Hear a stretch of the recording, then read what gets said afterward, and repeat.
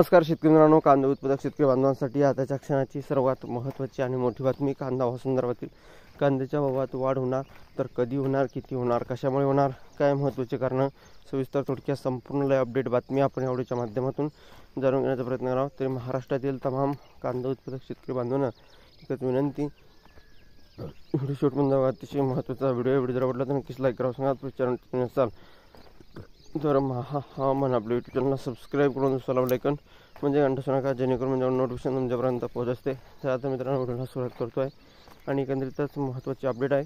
कांद्याच्या भावात वाढ होणार तर कधी होणार, किती होणार, कशामुळे होणार आणि काय सध्याची परिस्थिती आहे, संपूर्ण बातमी जाणून घेत आहोत. स्क्रीनवर शकता कांद्याने डोळ्यात पाणी आणलं. भाव नसल्याने कांदा झाला शेतकऱ्यांच्या डोक्यावरील ओझं. बघू शकता पारनेर तालुक्यातील सुपा परिसरातील कांदा हे शेतकऱ्यांसाठी नगदी पीक म्हणून ओळखले जाते. मात्र यंदा कांद्याला भावात मोठी घसरण झाल्याने शेतकऱ्यांना आर्थिक संकटाला सामोरे जावे लागत आहे. कांद्याला 1 किलोसाठी सुमारे 5 रुपये उत्पादन खर्च येतो आणि परंतु सध्याचे बाजारभाव खर्च निघत नसल्याने शेतकरी चिंताग्रस्त आहेत. जिरायत भागातील ही एकमेव नगदी पीक असून त्यांना भावात झालेली घसरण शेतकऱ्यांना या ठिकाणी अडचणीत आणत आहे.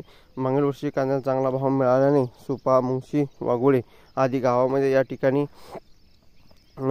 एकंदरीतच बघितलं तर मोठ्या प्रमाणात कांदा लागवड केली, परंतु गतवर्षीप्रमाणे यंदाही चांगला भाव मिळेल ही अपेक्षा पूर्ण झाली नाही. सध्या कांद्याला अत्यंत कमी भाव मिळत आहे असल्याने शेतकऱ्यांचे कर्ज वाढत आहे आणि त्यांची आर्थिक स्थिती बिकट होत चालली आहे. आणि ही होती महत्त्वाची अपडेट जी तुमच्यापर्यंत पोहोचली.